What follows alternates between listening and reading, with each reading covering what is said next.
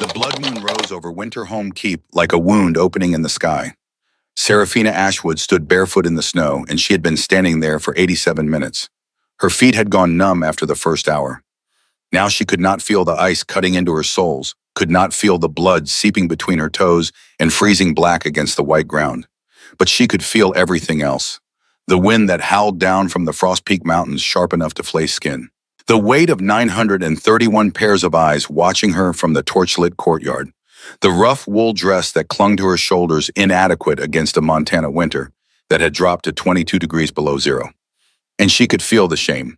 That was the point of the bare feet after all. The cruelty was deliberate. The other candidates wore fur-lined gowns and sealskin boots. They stood on raised platforms with braziers burning at their feet. They had been groomed for this moment, their entire lives polished and perfumed and trained in the art of making themselves desirable to the most powerful wolf in the Northern Territories. Serafina had been given nothing. No gown, no furs, no platform. She stood in the snow wearing the same dress she had been wearing the morning Magnus Thornhaven's soldiers came to the Ashwood territory and dragged her from her mother's cabin. That had been 4 days ago. Her mother had not been allowed to say goodbye. Her mother had sold her, traded her only daughter to save the 83 wolves that remained of the Ashwood pack, the smallest and weakest territory in the Northern Rockies. Serafina understood the math. One girl for 83 lives. It was brutal calculus, but it was survival. She did not blame her mother. She blamed the system that made such choices necessary. She blamed the tribute collectors who came every season with their quotas and their torches. She blamed the Alpha King who ruled through fear and called it strength. She blamed Magnus Thornhaven. The drums began, deep, guttural, rhythmic. They echoed off the stone walls of Winterholm Keep like the heartbeat of something ancient and terrible. The crowd parted, and the wolves nearest the iron gates lowered their heads as the Alpha King's personal guard marched through in formation. 12 warriors in black fur cloaks, their eyes glowing amber in the firelight, their boots striking the frozen ground in perfect unison. And behind them he came. Magnus Thornhaven was a monument to dominance. 6 feet 8 inches of muscle and bone, in absolute authority. His shoulders were broad enough to block out the torchlight behind him, his black hair pulled back from a face that might have been carved from the same granite as the mountains themselves. Hard, angular, merciless. His eyes were the color of burnt gold, and when they swept across the courtyard, every wolf present felt the weight of his power, like a hand pressing down on their skulls. He walked slowly, deliberately, like a predator who knew there was nowhere for his prey to run. He ascended the stone platform at the center of the courtyard and turned to face the gathered packs. The wind snapped at his cloak. He did not speak immediately. Instead, he let the silence stretch. Let it press down on them until the only sounds were the crackle of torches and the distant howl of the wind through the mountain passes. When he finally spoke, his voice carried across the courtyard without effort, low, resonant, vibrating in the bones of everyone who heard it. "You have brought your daughters," he said. "You have brought them in as tribute, as offering, because you understand the order of things." He paused. His golden eyes swept the line of candidates. "I will choose one. The rest will be returned to their packs. This is not a negotiation. This is not a courtship. This is a claiming." The 12 candidates trembled. Some lowered their eyes in practiced submission. Others clutched their furs tighter against the cold. But Serafina looked directly at him. She could not help it. Something in her wolf stirred not in submission, but in recognition. A deep primal pull that started in her chest and spread outward like fire through dry wood. No, not him. But the mate bond did not care about wishes. It never did. The bond was the oldest law in wolfkin, older than alphas, older than packs, older than the mountains themselves. It could not be forged or broken by mortal will. It could only be recognized or rejected. Magnus began to walk the line. He stopped before each candidate, studied her with those burning gold eyes, then moved on without a word. The crowd watched in silence. Each rejection was a small death, a father's hope extinguished, an alliance unmade, a pack's status diminished. But Magnus showed no awareness of the devastation he left in his wake. To him, these were not women. They were options, commodities, tools for securing bloodlines and political leverage. He reached Serafina. He stopped. For the first time all evening, his expression changed. Something flickered behind those golden eyes. Surprise, perhaps, or recognition. His nostrils flared and Serafina saw his jaw tighten as the scent hit him. As the bond made itself known, screaming through blood and bone and the space between heartbeats, he felt it too. For one breathless moment, the entire courtyard seemed to hold its breath. The snow hung suspended in the air. The torches burned motionless. The drums fell silent. And Serafina and Magnus stood face to face, separated by nothing but 3 feet of frozen ground, and the truth neither of them could deny. The moon goddess had woven a bond between them, fated mates, chosen by divine will to balance each other, to complete each other, to build something together that neither could build alone. Then Magnus's lip curled. He looked her up and down, at her bare bloodied feet, at her rough wool dress, at her frost-tangled black hair. He looked at her the way a lord looks at a stain on his floor, the way a king looks at something beneath contempt. "What is this?" he said. He did not say it to her. He said it to his advisor, a gray-haired wolf named Aldrich, who stood at the edge of the platform with a scroll of names and territories. Aldrich cleared his throat. "Serafina Ashwood of the Ashwood Pack, my king." Magnus's eyes narrowed. "The Ashwood," he repeated, as though the name itself was an insult. "The beggars of the borderlands, the runts." He turned back to Serafina. "They sent you." Serafina said nothing. She held his gaze. Held it with every ounce of strength she possessed, even as the bond between them screamed like a living thing. Even as her wolf surged forward, desperate to submit, to please, to do anything that would make this magnificent, terrible creature accept them. But Serafina's human half was stronger. Or perhaps more stubborn. She did not lower her eyes. She did not bow her head. She simply stood there in the snow and the cold and the weight of 931 pairs of watching eyes, and she refused to break. Magnus leaned closer, close enough that she could feel the heat radiating from his skin, could smell the cedar and iron of him, could see the dark flecks in his golden eyes, the faint scar along his jaw, the way his pupils dilated as the bond pulled at him with the same fierce insistence it pulled at her. Close enough that when he spoke only she could hear. "I feel it," he said quietly. "The bond, I feel it pulling at me like a chain around my throat." For one moment, one single heartbeat, Serafina thought he might accept it, might choose the path the moon goddess had laid before them. Then his eyes went cold. "And it disgusts me." Serafina's heart cracked. She felt it, a physical sensation like a bone snapping inside her chest, like something vital tearing loose and bleeding into the cavity where it used to live. Magnus straightened. He turned to face the crowd, and when he spoke, his voice rang across the courtyard like a hammer striking an anvil. "I, Magnus Thornhaven, Alpha King of the Northern Territories, reject this female as my mate." Gasps rippled through the crowd. Several Alphas exchanged stunned glances. An Omega from the Blackthorn pack fainted, and no one moved to catch her. To reject a fated mate was not merely unusual. It was desecration. The old wolves believed the moon goddess herself wove the mate bond, and to sever it was to spit in the face of the divine. But Magnus was not finished. "Look at her," he said, gesturing at Serafina without looking at her. "The Ashwood are dying, their bloodline is thin, their wolves are weak. The moon goddess has made an error, and I will not bind myself to the runt of a runt pack for the sake of superstition."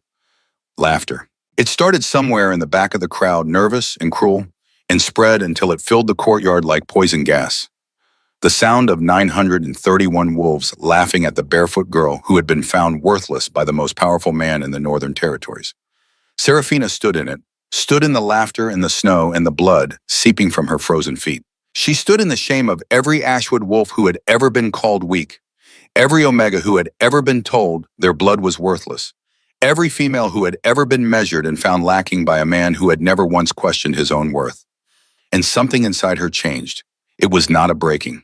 It was the opposite. It was a hardening, a forging like iron being folded in fire again and again until it became something stronger than it had been before, something that could cut. She looked Magnus Thornhaven in the eyes. What he saw there made the laughter die. It was not pain. It was not pleading. It was not the desperate hope that he might change his mind, might take pity, might see her as something other than garbage to be discarded. It was hatred, pure, crystalline, ancient. The kind of hatred that does not burn hot and fade. The kind that freezes solid and waits. The kind that remembers every detail, every word, every slight, and holds them close like precious stones to be counted and recounted until the day comes when payment is due. "You will remember this night," Serafina said. Her voice was quiet, but every wolf in the courtyard heard it. Every single one, on, as though the wind itself had carried her words into their ears and pressed them directly into their minds. "You will remember my face when everything you are has been taken from you. When your name is ash. When your throne is rubble. When you are nothing." Magnus opened his mouth to respond, to dismiss her, to mock her, to do what he had always done when someone dared to challenge him, which was to crush them so thoroughly that no one else would ever make the same mistake. But before he could speak, something impossible happened. The wolves in the courtyard began to kneel. Not all at once. It started with the old ones, the gray-muzzled elders who stood at the back of the crowd, who remembered the ancient stories, who still prayed to the moon goddess in the old tongue that had been spoken before packs and territories and alpha kings carved up the wilderness into kingdoms. They dropped to their knees in the snow. One by one their heads bowed, then the betas, then the warriors, then the alphas. One by one then in waves the wolves of the northern territories knelt before Seraphina, Ashwood, the barefoot girl from the weakest pack in the territory. They knelt not out of submission, but out of recognition. Something in the air had shifted. Something in the fabric of the world had changed when Magnus spoke his rejection, when the Alpha King looked at his fated mate and found her unworthy. Every wolf present felt it in their bones, felt the wrongness of it, felt the way the universe itself recoiled from what had been done. Magnus looked around in disbelief. His own guard knelt. His advisor Aldrich knelt with his forehead pressed to the frozen ground. The great alphas of the Iron Ridge and the Snow Peak and the Blackthorn men, who had never bent their knee to anyone, knelt in the snow before a girl they had been laughing at moments ago. "What is this?" Magnus snarled. "Get up, all of you get up." No one moved. Seraphina looked at Magnus one last time, looked at him with those storm-gray eyes that had gone hard as winter ice that would never again hold anything for him but contempt. Then she turned her back on the Alpha King. It was an act of such staggering disrespect that under any other circumstances it would have been punishable by death. No one turned their back on Magnus Thornhaven. No one dismissed him. No one walked away from the Alpha King without permission. But Seraphina walked. She walked barefoot through the kneeling wolves, through the snow that was now stained with her blood, through the massive iron gates of Winterholm Keep and into the darkness beyond. Her feet left red prints in the white snow. Her breath steamed in the frozen air. Her dress clung to her shoulders, inadequate and thin, and the wind cut through it like knives. She walked into the wilderness, into the teeth of a Montana winter that should have killed her within the hour. No one stopped her. No one dared. 3 weeks passed. Seraphina walked north into the Frost Peak Mountains, into terrain so hostile that even the hardiest wolves avoided it in winter. She walked until her feet were too damaged to carry her further, and then she crawled. She crawled until she found a narrow split in the granite where the wind could not reach, and she collapsed there in the darkness. She should have died. The temperature that first night dropped to 30 below zero. She had no fire, no food, no water except the snow she could reach from the mouth of the cave. Her feet were black with frostbite, her lips cracked and bleeding. Her body shaking so hard her teeth chattered loud enough to echo off the stone walls. But she did not die. Instead, she dreamed of the mate bond, of the phantom sensation of Magnus's scent wrapping around her like smoke. She dreamed of his hands on her skin, of his voice in her ear, of the life they might have built together if he had been brave enough to choose her. She dreamed of children with its storm-gray eyes and burnt gold of a kingdom ruled not by fear but by something gentler, something better. She dreamed, and when she woke, she vomited into the snow until there was nothing left inside her but bile and rage. The bond rejection was doing something to her wolf. She could feel it. Where once her wolf had been small and silver-gray, unremarkable, easily dismissed, it now felt different. Bigger, angrier, hungry. On the third week under the full moon of February 9th, Seraphina shifted for the first time since the rejection. The transformation hurt more than it ever had before.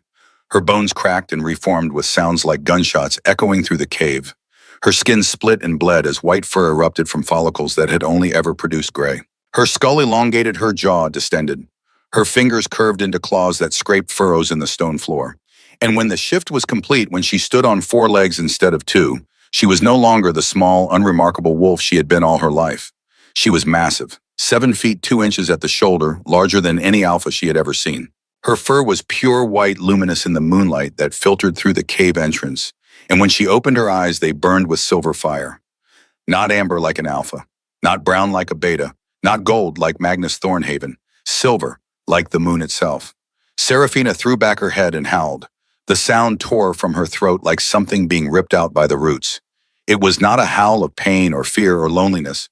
It was a howl of fury, of defiance, of a promise being made to the universe and the moon goddess and every wolf in the northern territories who had laughed at the barefoot girl in the snow.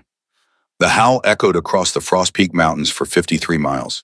It bounced off glacier walls and reverberated through frozen valleys and carried on the wind to every pack within hearing distance.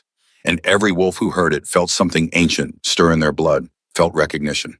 felt the way their wolves responded not with fear, but with reverence. The legends called it the moon wolf, the moon goddess's own beast, born from the anguish of a rejected bond, carrying within it the full wrath of the divine. It was said to appear once every 1,000 years, and it was said that when it came, the old order would fall and something new would rise from the ashes. Seraphina did not know this yet. She knew only that she was hungry and strong, and that the wilderness no longer frightened her. She left the cave and ran. She ran through snow that would have swallowed a normal wolf to the shoulders, moving across the surface like she weighed nothing at all. She ran for miles without tiring, her massive paws eating up ground, her breath steaming in the frozen air. She hunted.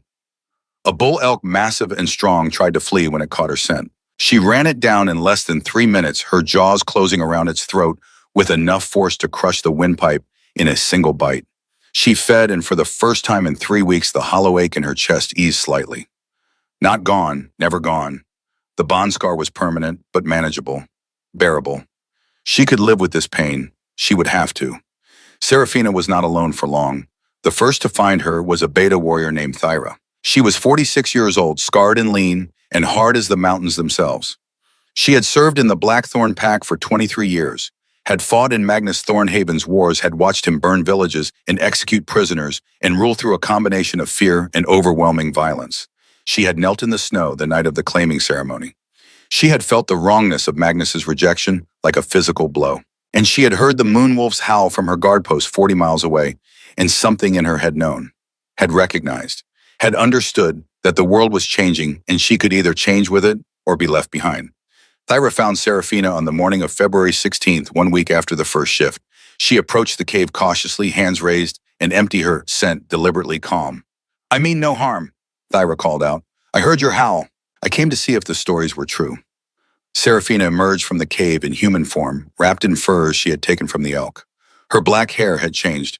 It was still black at the roots, but the ends had gone white, as though the color had been burned out of them by some terrible heat.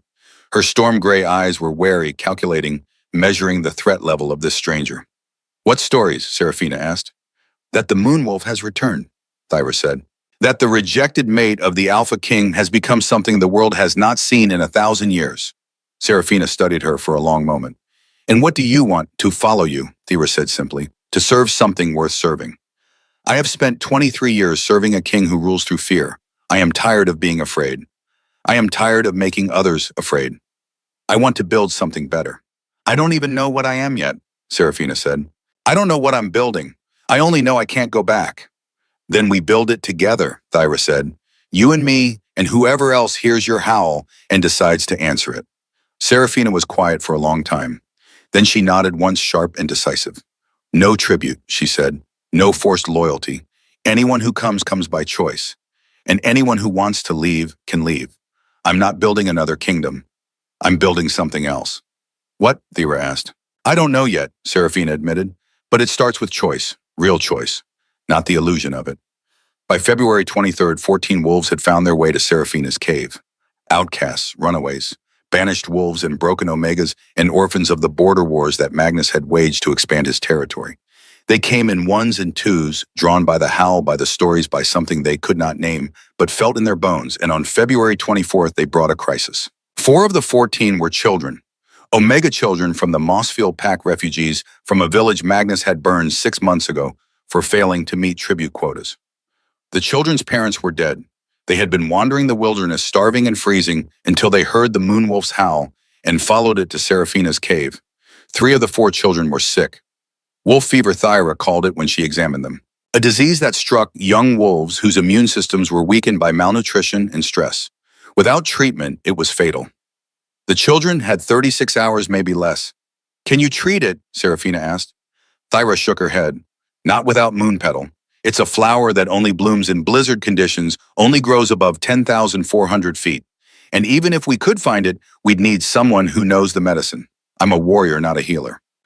"I know the medicine," Seraphina said quietly. Thyra looked at her in surprise. "How can you?" "My father was a physician," Seraphina said. "Before Magnus's tribute collectors killed him 4 years ago for being too valuable to the pack to spare for war. He taught me everything he knew. 74 medicinal plants, field surgery, emergency treatments. I know moon petal. I know how to prepare it." "Then we need to find some," Thyra said. But the nearest peak over 10,000 feet is 8 miles north, and there's no blizzard forecast for. There will be, Serafina interrupted. She was staring at the sky, at the particular quality of the clouds, at the way the wind had shifted in the last hour. 29 hours from now, maybe 30. The pressure is dropping. Temperature differential between the peaks and the valleys is widening. We're going to get hit hard. Thyra stared at her. How do you know that? I've been studying weather patterns for 8 years, Serafina said. My father salvaged a weather radio when I was 14. It was broken, but I learned to fix it. I listened to forecasts, compared them to what actually happened, started tracking patterns. Mountain weather follows rules if you know how to read them. This storm is coming. I'd bet my life on it. Then we wait for the storm and climb during it, Thyra asked. I climbed during it, Serafina corrected. Alone, you stay with the children and the others. If I don't come back, you lead them south. Find the Ashwood territory. My mother will take you in. You can't climb alone in a blizzard, Thyra protested. It's suicide. Serafina looked at the 3 sick children, at their flushed faces and labored breathing, at the way the youngest one, a girl no more than 6 years old, shivered, even wrapped in furs by the fire. Then it's suicide, Serafina said. But I'm not watching Omega children die because no one thought they were worth saving. 29 hours later, exactly as Serafina had predicted, the blizzard hit. It came down from the north like the wrath of God, howling and terrible, reducing visibility to less than 5 feet. The temperature dropped to 40 below zero. The wind hit sustained speeds of 60 miles per hour, with gusts strong enough to knock a grown wolf off their feet. Serafina shifted to her moon wolf form and climbed anyway. She climbed for 6 hours. Up sheer cliff faces where the handholds were coated in ice, across ridges where one misstep would mean a 1,000-foot fall, through drifts of snow so deep she had to swim through them. Her white fur became invisible against the snow, and more than once she lost her footing and slid backward, claws scrabbling for purchase on frozen rock. But she kept climbing. At 11,200 feet, she found the moon petal, a cluster of pale blue flowers growing in the lee of a boulder, their petals open to catch the snow, blooming in defiance of conditions that should have killed them. Serafina shifted to human form, long enough to harvest the flowers with shaking hands, then shifted back and made the descent. The climb down took 4 hours. By the time she reached the cave, her paws were bleeding, and her body was so exhausted she collapsed just inside the entrance. Thyra pulled her close to the fire. You insane, magnificent creature, you actually did it. Serafina shifted back to human form and immediately began preparing the medicine. She crushed the moon petal flowers, mixed them with melted snow and a paste made from pine resin and dried yarrow, and administered the mixture to each of the 3 sick children. For 6 hours, nothing happened. The children's fevers climbed. Their breathing grew more labored. Thyra paced the cave like a caged animal, and the other refugees watched in tense silence. Then just before dawn, the youngest child's fever broke. Within an hour, all 3 children were sleeping peacefully, their breathing normal, their color returning. Thyra knelt before Serafina, not in submission, in recognition. You didn't just save them, Thyra said. You risked your life for Omega children nobody else values. That's not just strength. That's something else, something better. It's what should be normal, Serafina said. It's what I'm going to make normal. By March 1st, 43 wolves had joined what Serafina was beginning to call the Ashborn, born from the ashes of what Magnus had burned, built on choice, not fear, on protecting the weak instead of exploiting them, on using strength to lift others up instead of pressing them down. And on March 7th, Magnus made his first mistake. He sent 60 warriors led by a lieutenant named Garrett to bring him the Moonwolf's head. The orders were explicit. Kill her, burn the body, return with proof. The 60 warriors marched into the Frost Peak Mountains on March 7th. On March 10th, 3 of them stumbled back to Winterholm Keep, half mad with frostbite and terror, babbling about a white demon wolf with eyes like silver moons, about avalanches that came from nowhere, about caves that turned into death traps, about a creature that moved through the mountains like a ghost and struck from angles that should have been impossible. 57 warriors dead, 3 survivors, and no body, no proof, nothing but failure. Magnus stood in his war room and stared at the 3 survivors, and for the first time in his life, he felt something cold settle into his chest. Not fear. Magnus Thornhaven did not feel fear, but something like it, something like the first whisper of doubt. He had rejected his fated mate. He had done it publicly, cruelly, and absolutely. And the wolves had knelt for her. The moon goddess had given her power. And now his warriors were coming back with stories of something that should not exist. The moon wolf was real, and she was not hiding anymore. Magnus Thornhaven stood at the highest tower of Winterholm Keep and watched his kingdom crumble. It was not a fast collapse, not the kind of dramatic fall that makes for easy stories. It was slow, methodical, like a foundation eroding one stone at a time until the entire structure became unstable. 8 months had passed since the claiming ceremony. 8 months since he had rejected the barefoot Omega girl and watched 931 wolves kneel before her in the snow. 8 months and everything had changed. The first sign had been subtle. Trade caravans that used to pass through his territory began taking longer routes. Routes that added days to their journeys but avoided his toll roads. When Magnus sent collectors to enforce payment, they returned with empty coffers and reports that the merchants had found new paths. Paths that ran through the high mountain passes. Paths that should have been impassable in winter. Paths that ran through Moonwolf territory. The second sign had been the defections. It started with the Omegas. One or two at a time disappearing in the night, then whole families, then entire settlements. By April, Magnus had lost nearly 400 wolves from the outer territories. By May, that number had doubled. They were all going north, following the howl. Following the white wolf who had stood in the snow and refused to break. Following Seraphina Ashwood. The third sign had been the packs. Alpha Brannock of Iron Ridge had been the first to openly defy him. Brannock was old, 63 years of brutal survival, and he had never liked Magnus. Had never forgotten that Magnus had killed Brannock's eldest son during the Conquest Wars 9 years ago. When Magnus demanded $800,000 in annual tribute, Brannock had refused. Magnus had made an example of Hisham. The dominance fight had been public held in the Iron Ridge territory before Brannock's entire pack of 840 wolves. Magnus had given Brannock every opportunity to submit, had offered mercy if the old alpha would just bend his knee and acknowledge Magnus's superiority. Brannock had spit in his face instead. The fight had lasted 4 minutes. Magnus was younger, stronger, faster. He was an apex predator in his prime, and Brannock was an old wolf whose reflexes had slowed and whose body carried the scars of 100 battles. The outcome had never been in doubt. Magnus had torn Brannock's throat out while the old alpha was trying to submit, while Brannock's mate and children watched, while 840 wolves bore witness to what happened to those who defied the Alpha King. It should have worked. It always worked. Fear was the mortar that held kingdoms together. Make an example brutal enough, public enough, final enough, and no one else would dare to challenge you. But this time something different happened. Brannock's mate was a she-wolf named Morwenna, 48 years old, hard as iron with eyes like winter storms. She had stood over her mate's body for exactly 30 seconds. Then she had looked at Magnus with an expression he would remember for the rest of his life. Not fear, not submission, not even hatred, contempt. She had turned to the 840 wolves of Iron Ridge and said, "Pack what you can carry. We leave in 1 hour." Magnus had ordered his guards to stop them. But his guards had not moved, had stood there with their weapons at their sides while Morwenna led 687 wolves north into the mountains. 162 had stayed either too loyal to Magnus or too afraid to leave. But the rest had followed Morwenna into Moonwolf territory. And they had not come back. Now standing in his tower on this cold October morning, Magnus could see the empty spaces in his kingdom. Whole territories that used to bustle with activity now stood silent. Guard posts that used to be manned by 3 shifts now had skeleton crews. The great hall that used to host feasts for hundreds now echoed with emptiness.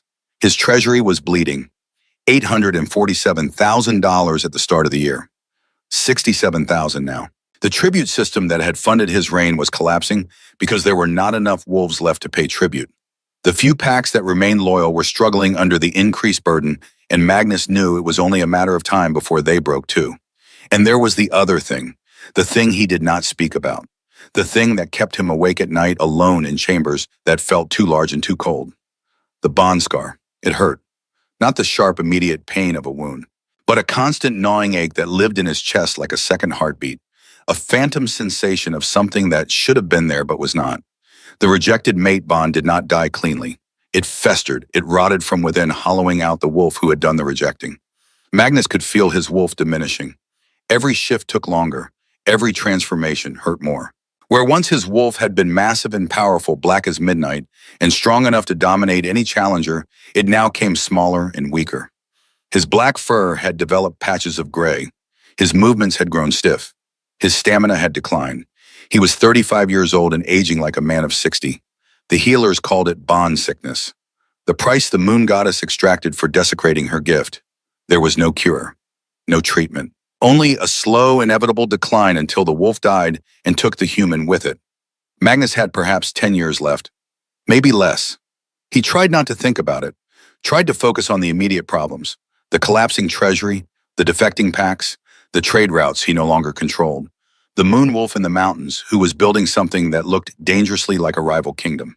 But late at night, when the keep was silent and his guards were distant and there was nothing to distract him from the ache in his chest, Magnus thought about her. Seraphina Ashwood, the girl he had rejected, the Omega he had called worthless, the barefoot shivering creature he had dismissed as beneath his notice. She had become something he could not ignore. The reports came in daily now. His spies, the few who could still infiltrate the northern mountains, brought back stories that sounded like myths. The Moon Wolf had built a settlement in a hidden valley at 9,400 feet, a place called Moonvale Hollow.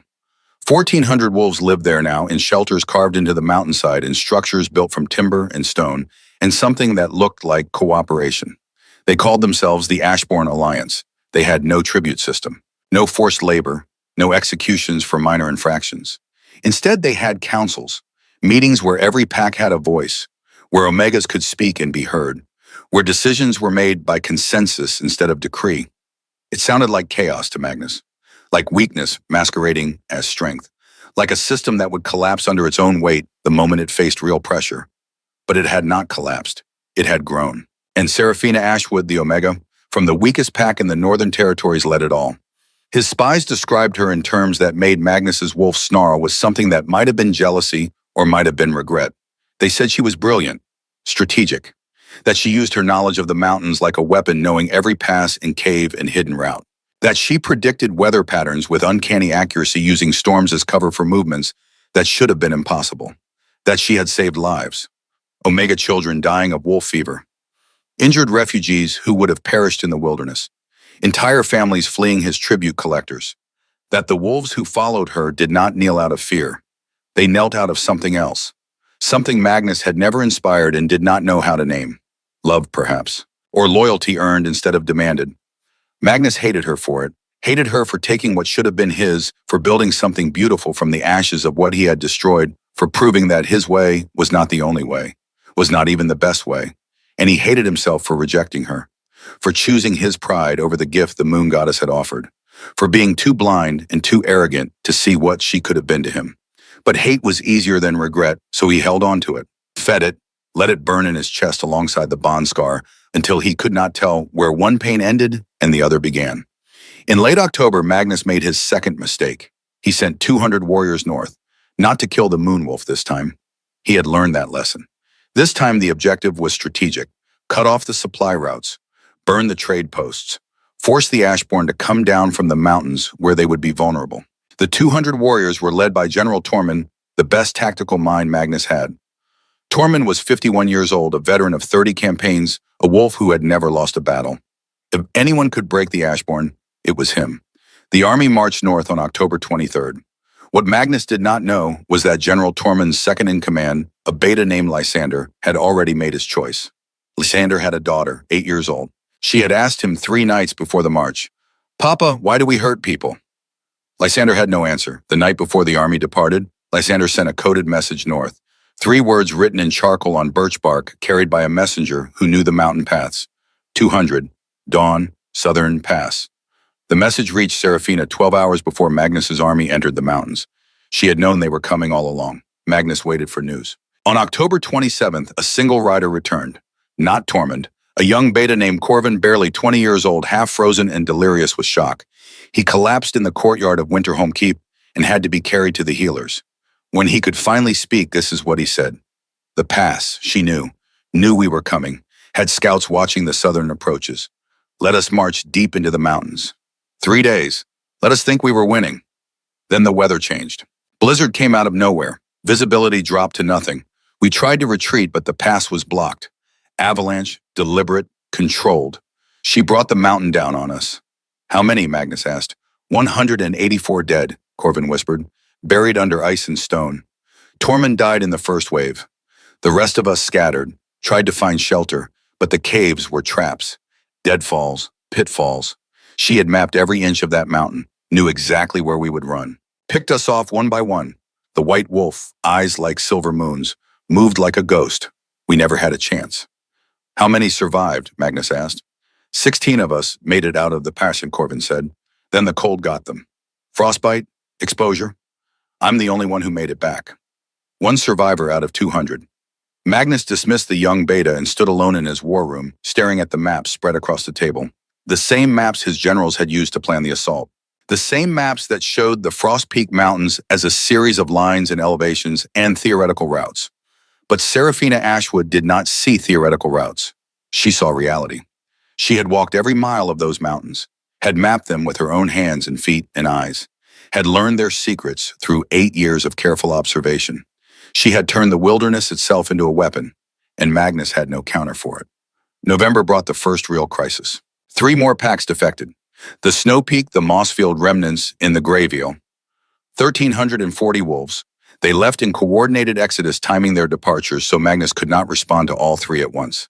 By the time his forces reached one territory, the other 2 were already empty.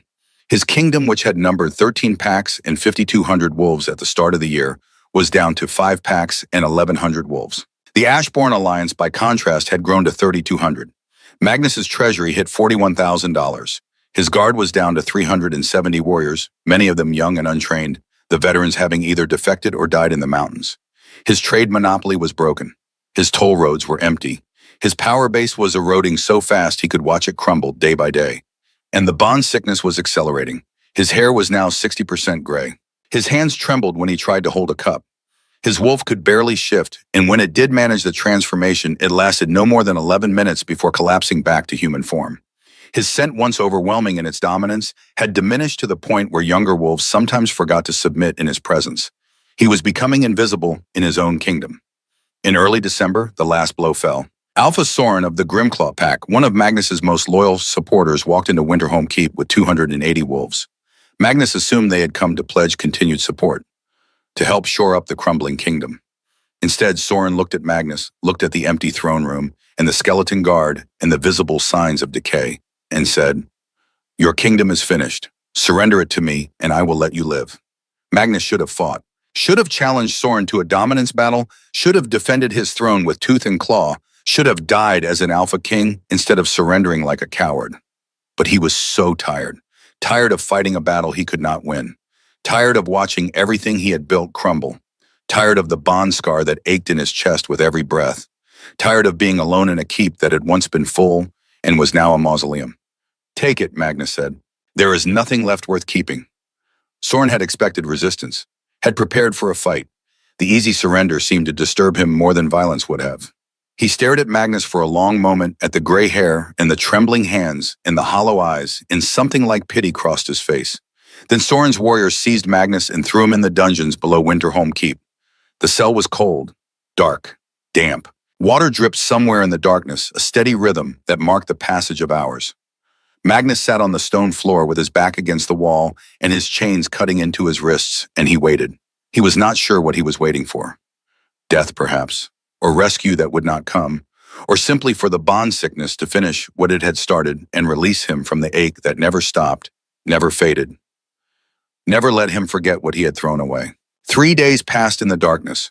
On the morning of the 4th day, Magnus heard sounds from above. Footsteps, many footsteps, shouts, the clash of weapons, then silence. The cell door opened. Light flooded in, blinding after 3 days of darkness. Magnus raised his shackled hands to shield his eyes, and when his vision cleared, he saw a figure standing in the doorway. White fur cloak, silver armor that seemed to drink the torchlight, white hair braided with moonstone beads, storm gray eyes that looked at him with an expression he could not read. Seraphina Ashwood. She had come. Magnus tried to speak, but his voice would not work. His throat was too dry, his tongue too thick. He could only stare at her, at the woman he had rejected 8 months ago, at the barefoot Omega girl who had become something legendary. She looked different, not just the white hair or the armor or the way she carried herself with absolute confidence. Something deeper had changed, something in her eyes. They were harder now, colder, the eyes of someone who had suffered and survived and emerged stronger for it. "You came," Magnus finally managed to rasp. "Did you think I would not?" Seraphina asked. Her voice was quiet, but it carried authority, command, the voice of someone who was accustomed to being obeyed. "I thought you would let me rot here," Magnus said. "It is what I deserve." "You deserve many things," Seraphina agreed. "But rotting in a dungeon is not one of them. That would be too easy, too private, too forgettable." She stepped into the cell and Magnus saw that she was not alone. Behind her stood warriors in white cloaks bearing the symbol of the Ashborn. And behind them, filling the corridor, were more wolves than Magnus had seen in months. Hundreds of them. Thousands, perhaps. The Ashborn Alliance had come to Winterholm Keep. "What do you want?" Magnus asked. "I want you to understand," Serafina said. "I want you to stand where I stood that night, barefoot, stripped of everything, with everyone watching. And I want you to know exactly what it feels like to be found worthless by the one person whose judgment matters." She turned to her warriors. "Clean him, feed him, give him fresh clothes. I need him lucid for what comes next." "What comes next?" Magnus asked. Serafina looked at him one last time before turning to leave. "Justice." They brought him water, food, clean clothes. They unlocked his chains and allowed him to wash the filth from his skin. They treated him with a distant professionalism that was somehow worse than cruelty. They gave him just enough care to make him presentable, and no more. 3 days later, on December 20th, they brought him to the courtyard. The same courtyard where the claiming ceremony had been held 8 months ago. The same stone platform. The same torches burning in the bitter wind. But everything else had changed. Where 931 wolves had gathered before now, there were more than 2,000. They filled every available space, standing shoulder to shoulder, their breath steaming in the frozen air. Magnus saw wolves from territories he had conquered, wolves from packs he had burned, wolves from families he had destroyed. They had all come to witness this. And standing on the stone platform, wearing white furs and silver armor with her white hair catching the torchlight like a crown, was Serafina Ashwood. She was not alone. Beside her stood 3 elderly wolves Magnus did not recognize. They wore robes marked with symbols of the Northern Alliance, the governing body that oversaw all territories from Wyoming to the Canadian border. The Alliance rarely intervened in regional disputes. Their presence here meant this was more than a simple power transfer. This was a trial. Magnus was brought to the platform in chains. His feet were bare. He had not noticed at first, but now standing on the frozen stone, he understood. They had taken his boots. Just as Serafina had been forced to stand barefoot in the snow, so too would he. The symmetry was deliberate, cruel, perfect. One of the elderly wolves stepped forward. He was at least 74 years old, with a face like weathered granite and eyes that had seen empires rise and fall. "I am High Counselor Theron of the Northern Alliance," he said. His voice carried across the courtyard with surprising strength. "I have been authorized by the Continental Pact Council to oversee these proceedings. Magnus Thornhaven, you stand accused of crimes against wolfkind. How do you plead?" Magnus looked at the crowd. At the 2,000 wolves who had gathered to watch him fall. At Serafina, who stood with her storm-gray eyes fixed on him, her expression unreadable. At the future he had destroyed with his pride. "Guilty," Magnus said. A murmur ran through the crowd. High Counselor Theron nodded slowly. "The charges are as follows," Theron said. 1,847 counts of murder. 23 counts of village destruction, 340 counts of unlawful execution. Systematic extortion totaling $4.2 million over 9 years of rule. And desecration of the sacred bond, the rejection of a fated mate decreed by the moon goddess herself. Theron paused, letting the weight of the charges settle over the crowd. "We will hear testimony," he said. "All who have evidence to present may speak." They came forward one by one. An Omega woman named Isla, 29 years old, from the Mossfield Pack. She held a burned doll in her shaking hands. "December 4th, 6 years ago," she said, "your soldiers came for tribute.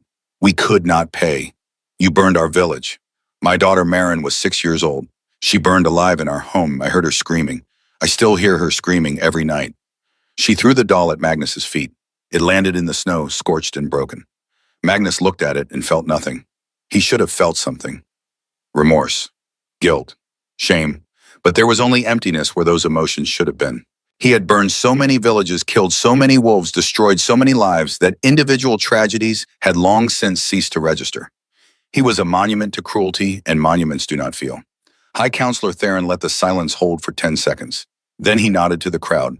"Who else will speak?" A beta warrior named Gareth stepped forward. He was 41 years old, broad-shouldered and scarred with the bearing of a soldier who had seen too much combat. His voice was steady when he spoke, but his hands trembled. "You ordered me to execute my own brother," Gareth said. "Aldrich. He was 26 years old. He had deserted from your army because his mate had just given birth to twins and he wanted to see them. You gave me a choice. Execute him myself, or you would kill my entire family. My mate, my children, everyone I loved." Gareth's voice cracked. "So I did it. I killed my brother while he begged me to spare him. While he told me he understood, that he forgave me, that I should do what I had to do to protect my family, I put my blade through his heart and I felt him die in my arms. That was 7 years ago. I think about it every single day, every single moment, and I will carry that weight until the day I die. He looked at Magnus with eyes that held no hatred, only exhaustion. You made me a kinslayer, Gareth said. You took something from me that I can never get back. And the worst part is that you don't even remember his name. You don't remember any of their names. Magnus wanted to tell him he was wrong, wanted to say that he remembered every order he had given, every life he had taken. But Gareth was right. Magnus did not remember. Did not remember Aldrich or the circumstances of his desertion or the order to execute him, because there had been so many orders, so many executions, so many deaths that they had all blurred together into a single mass of violence. Magnus closed his eyes, opened them. The faces kept coming. The accusations kept landing, each one true, each one earned. Morwenna came forward next. She was 48 years old, Iron Ridge's former alpha female, and she carried a blood-stained cloak folded carefully in her arms. You murdered my mate, Morwenna said. Her voice was iron, cold, absolute. Brannock, he was 63 years old. He had led Iron Ridge for 37 years. He was a good alpha, fair, just. He cared for his people. When you demanded tribute, we could not afford, he refused. Not out of disrespect, out of necessity. We did not have $800,000. We barely had enough to feed our elderly through the winter. She unfolded the cloak, displaying the tears and bloodstains. You challenged him to a dominance fight. He accepted because that was the honorable thing to do. He fought well, but you were younger and stronger. He knew he would lose, so he submitted. He exposed his throat. He gave you the victory, and you killed him anyway. You tore his throat out while he was submitting, while our children watched, while I watched. Morwenna's eyes burned. My son was 9 years old. He saw his father die begging for mercy that never came. My daughter was 7. She has nightmares every night. They will carry that trauma for the rest of their lives. And you did it to make a point, to show everyone what happened to wolves who defied you. She dropped the cloak at Magnus's feet. It did not work, Morwenna said. All you showed us was that you were a coward, that you could not tolerate even the possibility of opposition, that your power was so fragile, so brittle, that you had to murder an old wolf who had already surrendered. A former servant came forward, a young woman named Odette, no more than 24, thin and nervous. I served in Winterholm Keep for 7 years, Odette said quietly. I was a kitchen maid. I watched you beat servants for minor mistakes, dropping a cup, serving food that was not hot enough, failing to bow quickly enough when you entered a room. I watched you rule through fear and call it discipline. She took a shaking breath. There was a stable boy, Finn. He was 13 years old. He had a little sister, 8 years old, who depended on him because their parents were dead. One day your horse spooked when Finn was leading it to water. The horse reared. Finn tried to calm it but could not.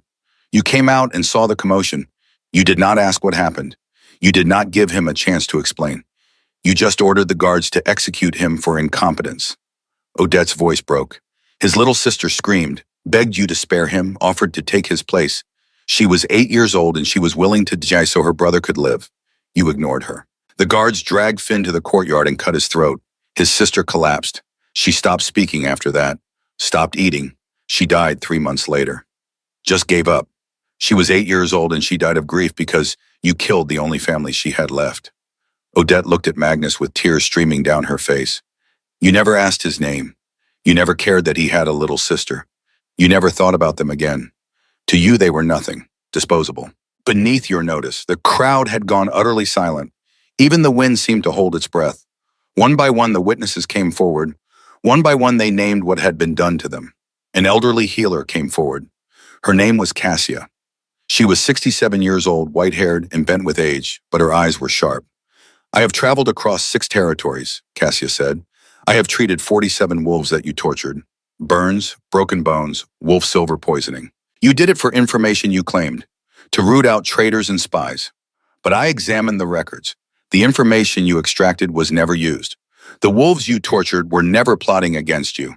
You did it because you enjoyed it, because causing pain made you feel powerful. She gestured to the crowd. 3 of those wolves are here today. They survived, but they carry scars that will never heal. Physical scars and scars deeper than flesh. You broke them because you could, because no one could stop you, because you believed your power gave you the right. Thyra stepped forward. The beta warrior who had been the first to follow Serafina, who had served Magnus for 11 years before leaving. I served you, Thyra said. I believed in you. I thought strength was what you showed us. Dominance, control, fear. I thought that was how the world worked. The strong ruled and the weak served, and that was the natural order. She shook her head. But I was wrong. You were not strong. You were terrified. Terrified that if you showed mercy, wolves would see it as weakness. Terrified that if you treated people with kindness, they would lose respect for you. Terrified that the only thing holding your kingdom together was fear, and if that fear ever faded, everything would collapse. Thero's voice was heavy with something that sounded like pity. And you were right to be terrified, because that is exactly what happened. The moment we found something worth following, something better than fear, your kingdom crumbled, because it was never built on strength. It was built on cowardice, on your inability to rule any other way. Finally, Serafina stepped forward. The crowd fell silent. 2,000 wolves watched as the white-haired Omega walked to the center of the platform and stood before Magnus. She was close enough that he could smell her. Lavender and snow and something wild. Close enough that the bond scar in his chest screamed with recognition and longing and permanent loss. 8 months ago, Serafina said, and her voice carried across the courtyard like wind through the mountains. I stood in this courtyard, barefoot, freezing, while you looked at me and found me worthless.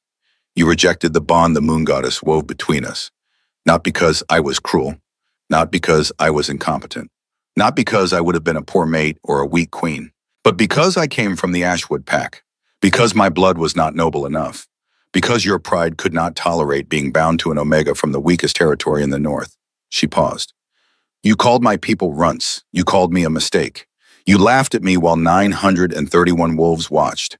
You humiliated me in the most public way possible, and then you walked away as though I was nothing, as though the bond you had just severed meant nothing, as though the moon goddess's will meant nothing compared to your opinion of what you deserved. Serafina's eyes never left his face. My father was a physician, she said, a good man, a healer. He saved lives. He taught me everything he knew, 74 medicinal plants, field surgery, emergency treatment protocols. He taught me to use my mind because I was an Omega, and Omegas do not have physical strength to fall back on. He taught me meteorology from a salvaged radio, taught me to read weather patterns to predict storms, to use knowledge as a weapon when I had no other weapons. Her voice was steady, relentless. 4 years ago, your tribute collectors came to Ashwood territory. We could not pay. We were 83 wolves trying to survive in territory that could barely support us. My father was the pack physician, irreplaceable, valuable. He begged your collectors to give us more time. They killed him instead, took him out to the forest and put a blade through his heart because he was more valuable to the pack as a warning than as a healer. Magnus felt something crack in his chest, not the bond scar, something else, something that might have been the last remnant of his humanity recognizing what it had become. You took my father, Serafina said. You took my childhood. You took my security and my safety and my belief that the world could be just. And then when the moon goddess gave you a chance to make something beautiful from all that pain, you rejected it. You rejected me, because I was not good enough for you. She stepped closer. But I am going to tell you something, Magnus Thornhaven.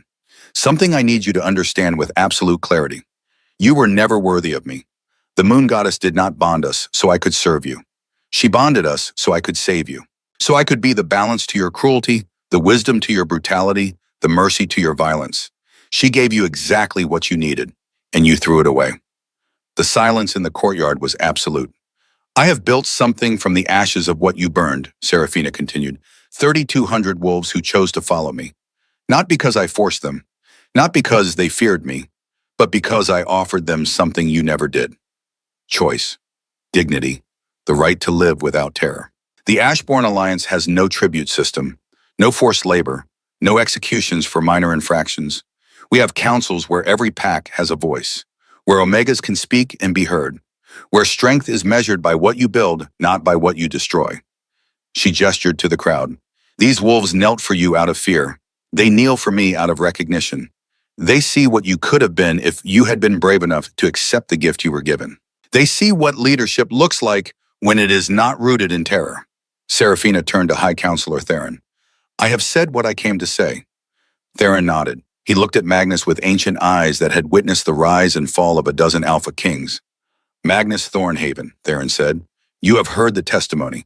You have been confronted with the evidence of your crimes. The Alliance has reviewed the financial records seized from Winterhome Keep. $4.2 million in tribute extracted over 9 years. $3.1 million diverted to your personal accounts. Records of 340 execution orders bearing your signature. Documentation of 23 burned villages. 1,847 deaths directly attributable to your commands. Theron's voice was heavy with the weight of judgment. You have pleaded guilty to all charges. Do you have anything to say in your defense? Magnus looked at the 2,000 wolves watching him. At the evidence spread before him like an accusation written in blood. At Seraphina, who stood with her white hair and storm gray eyes and the absolute certainty of someone who had been broken and had chosen to rebuild herself into something stronger. No, Magnus said quietly. I have no defense. Everything they said is true. I believed fear was strength. I believed mercy was weakness. I built my throne on the corpses of people whose names I never learned. The moon goddess gave me a mate who could have made me better. I rejected her because she came from a pack I had spent years calling worthless. My pride killed 1,847 wolves. My pride killed me. He looked at Seraphina. I was blind, Magnus said. I was cruel. I was everything they say I was. I deserve whatever punishment you decree. I deserve worse. Because the worst punishment is not death. It is knowing what I could have had if I had been brave enough to accept it. His voice broke. I could have had you.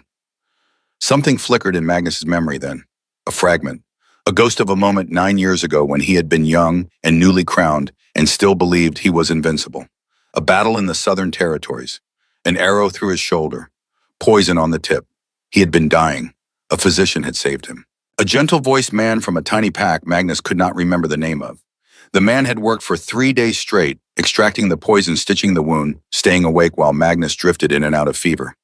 Magnus had never asked his name, had never thanked him, had left a bag of silver coins and ridden away.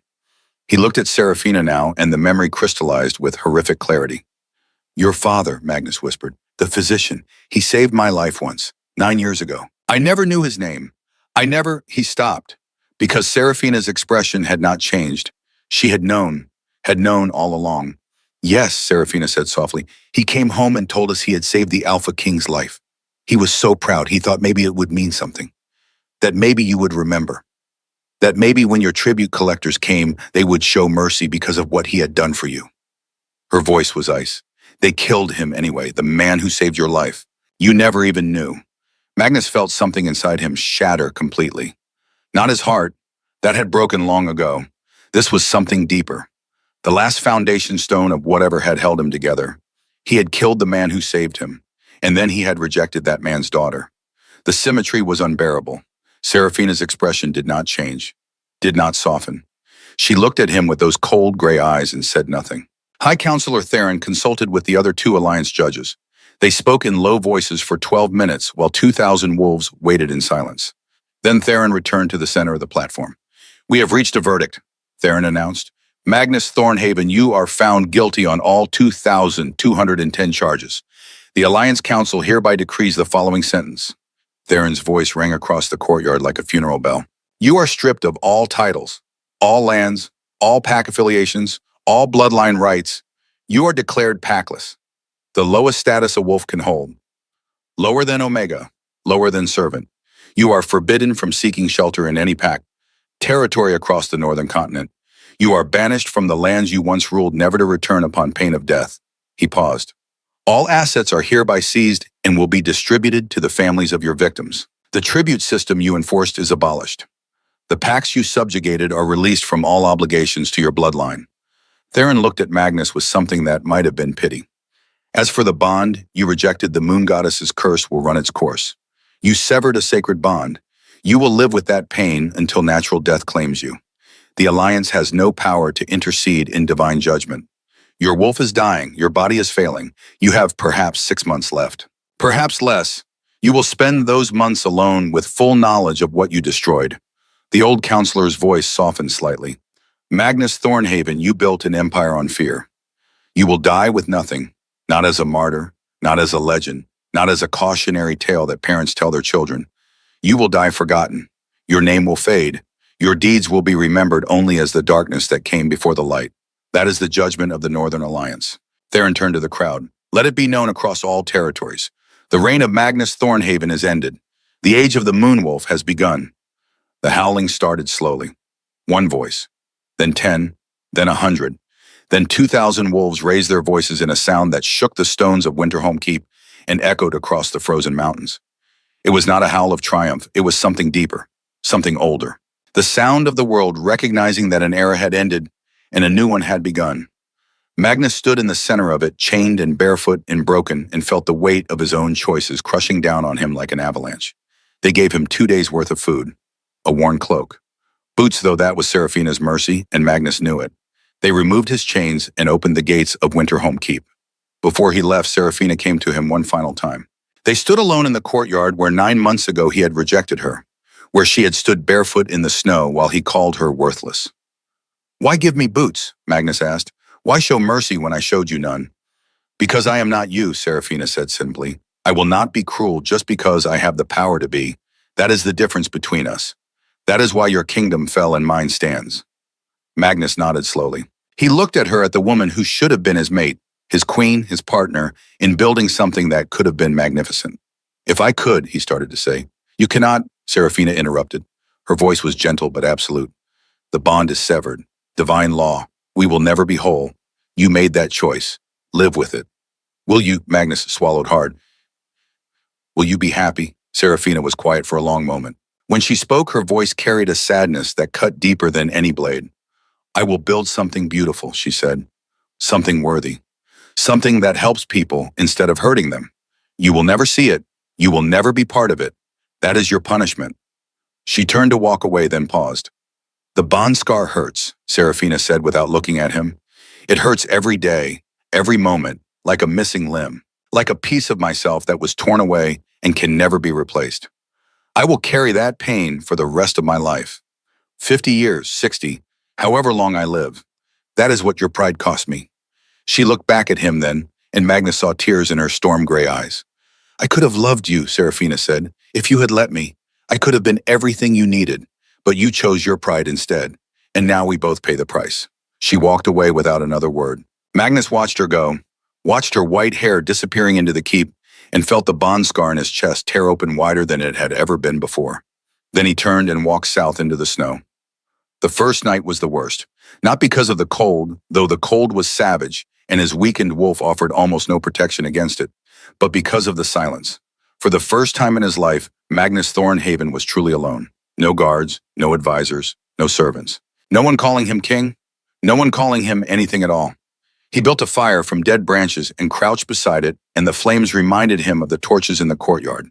And the torches reminded him of the claiming ceremony. And the claiming ceremony reminded him of her face, her gray eyes, the hatred in them, the certainty. "You will remember my face when everything you are has been taken from you." He remembered. Magnus walked south for 3 months, through January's brutal cold, through February's blizzards, through March's thaw that turned the mountain passes into treacherous rivers of ice and mud.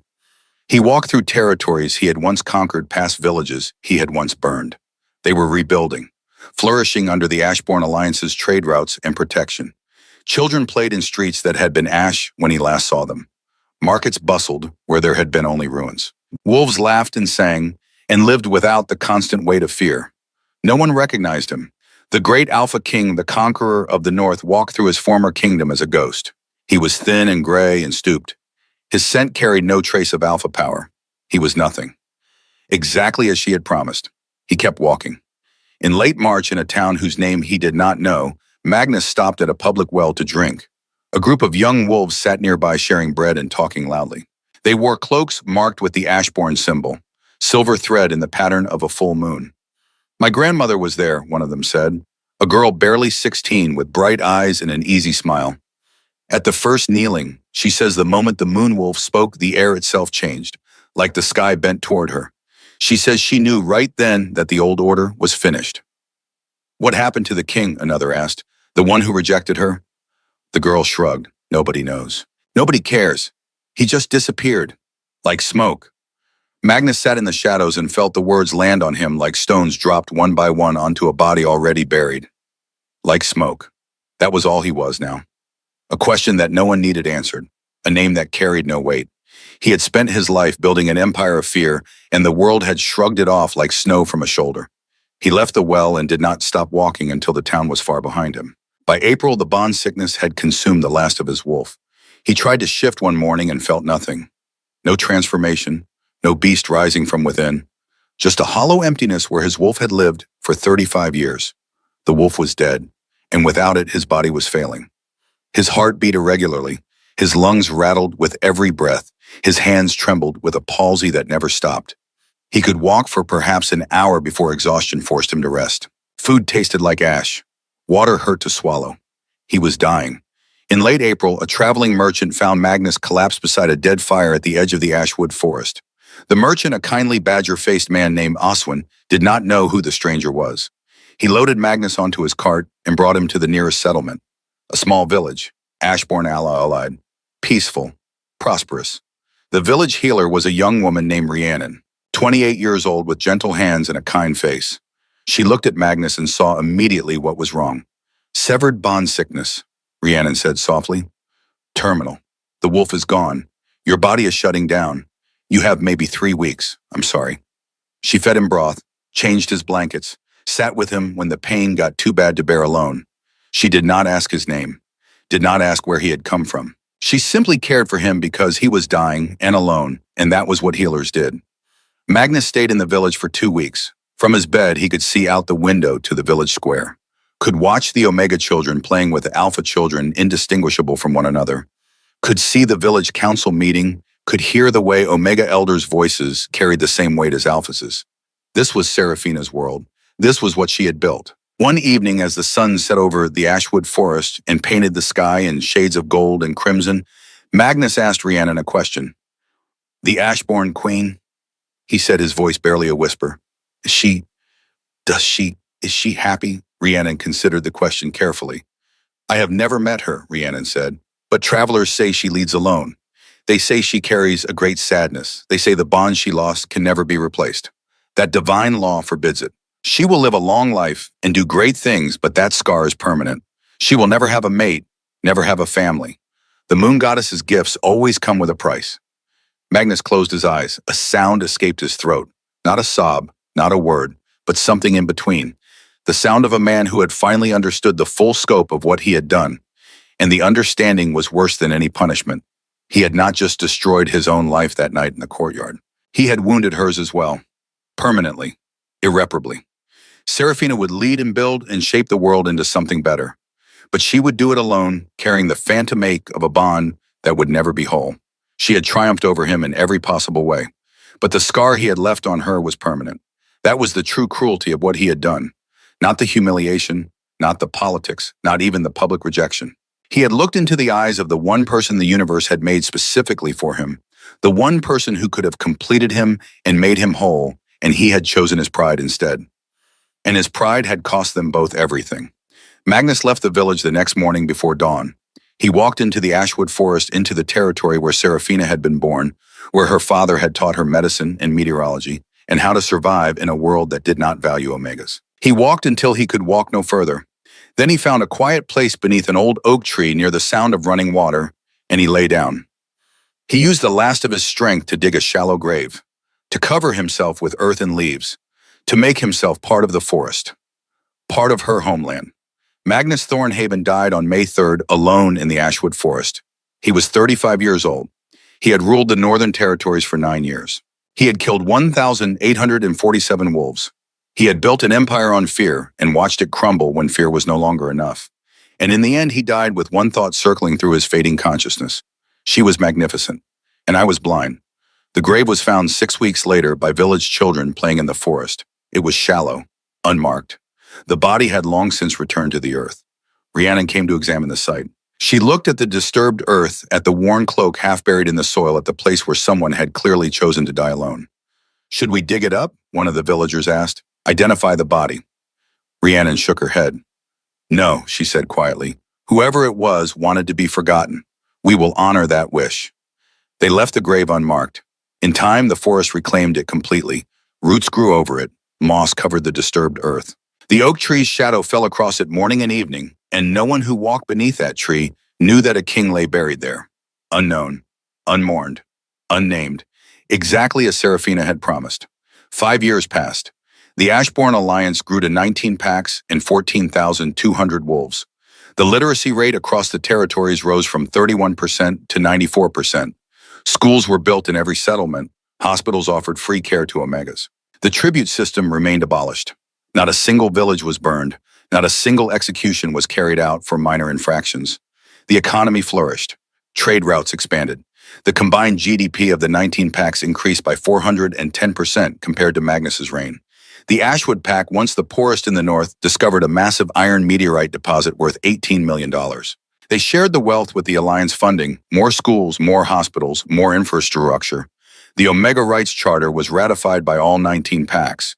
Omegas could own property, could refuse forced matings, could hold political office, could speak in councils and have their voices carry the same weight as alphas.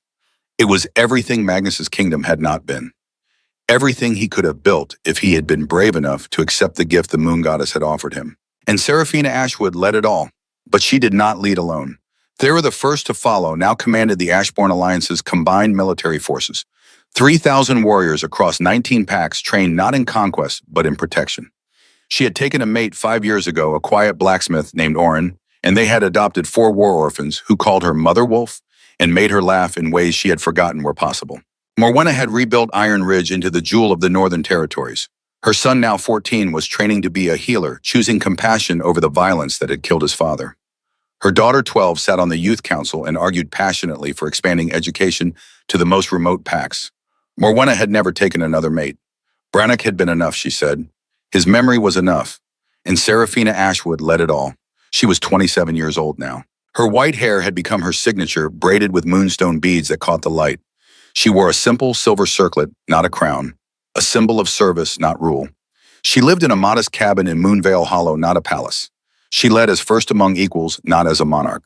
And she led alone. 12 alphas had asked to court her over the years, 3 betas, even 2 omegas emboldened by the new world she had built where such things were possible. She had refused them all gently but firmly. The bond cannot be reformed, she told them. Divine law, I will not give half a heart. It would not be fair to you or to me. She dedicated her life to the Alliance, to building a system where no one would suffer as she had suffered, where no Omega would stand barefoot in the snow while someone called them worthless, where strength was measured by what you built, not what you destroyed. But late at night, when Moonvale Hollow was silent and the blood moon rose over the Frost Peak Mountains, Serafina would stand on the high overlook and feel the bond scar ache in her chest, like a missing limb, like a phantom sensation of something that should have been there but was not.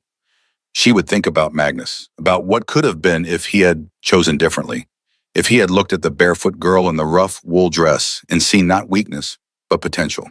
If he had taken her hand instead of breaking her heart, if he had been brave enough to love something that did not look the way he expected love to look. But he had not, and so she ran.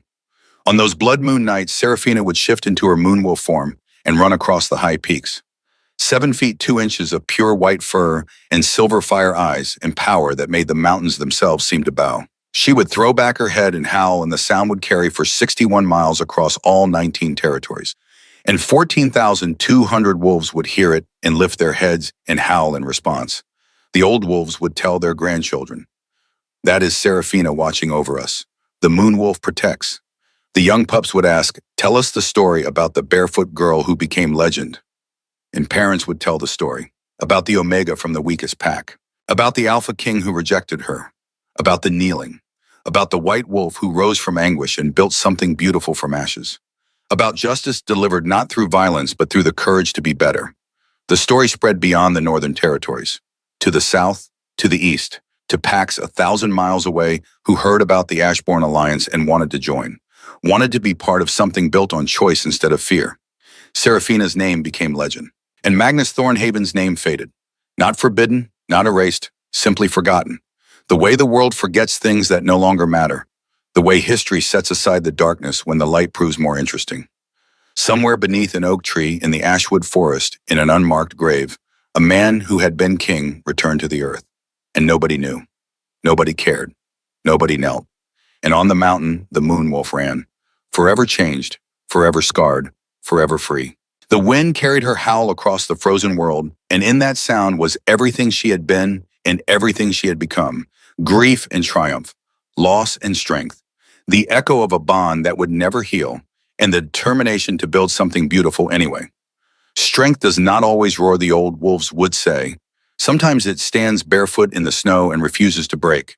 Sometimes it chooses mercy when vengeance would be easier. Sometimes it builds schools where palaces burned. And sometimes strength looks like a white wolf howling at the moon, leading not through fear, but through the courage to change. That was Serafina Ashwood. That was the moon wolf. That was the legend that would outlive them all.